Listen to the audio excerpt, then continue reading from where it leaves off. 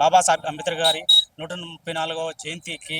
ఎందుకంటే ఎస్సీలోని 57, 59 కులాలుంటే ఈ 59 కులాలకు మొన్న ఆగస్టు 1 తారీఖు రోజున ఈ వర్గీకరణ నినాదం చేయడం జరిగింది. ఆ ధర్మాసనంలోని ఆరుగురు జడ్జీలు గారు, ఆ ఆరుగురు జడ్జీల గారికి మేము ప్రత్యేకమైన ధన్యవాదాలు శుభాకాంక్షలు తెలియజేస్తున్నాము.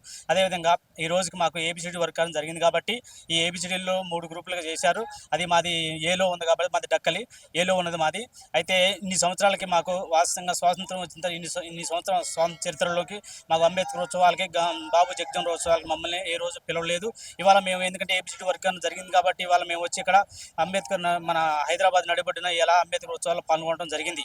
అయితే ఎగనైనా సరే మాకు ఎందుకంటే ఏబిసిడి జరిగింది కాబట్టి ఈ ఏబిసిడీలు జరిగిన ఈ కొన్ని కులాలకి మాకు ఈ క్యాస్ట్ సర్టిఫికేట్లో ఆర్డీఓ గారు ఇస్తున్నారు, కొన్ని కులాలకి ఎంఆర్ఓ గారు ఇస్తున్నారు. ఇక్కడ నుంచి ఈ 57 కులాల్లో కొన్ని కులాలకి ఎంఆర్ఓ గారు ఇవ్వాలని చెప్పి మేము కోరుకుంటున్నాం. అదేవిధంగా ఇవాళ మాది డక్కల కులం, ఈ 57 కులాలు అతి నిరుపేద కులం. ఇంతవరకు మాకు కనీసం చట్టసభలో అవకాశం లేదు.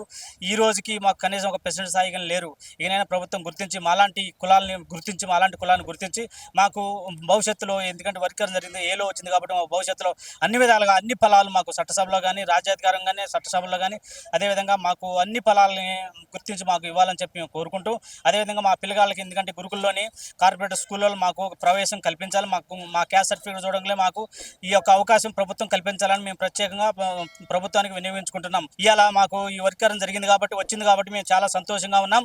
ఇకనైనా భవిష్యత్తులో మాకు అన్ని న్యాయం జరగాలని చెప్పి ఈ విషయాన్ని ప్రభుత్వానికి తెలియజేసుకుంటున్నాం. జై డక్కలే, జై భీమ్.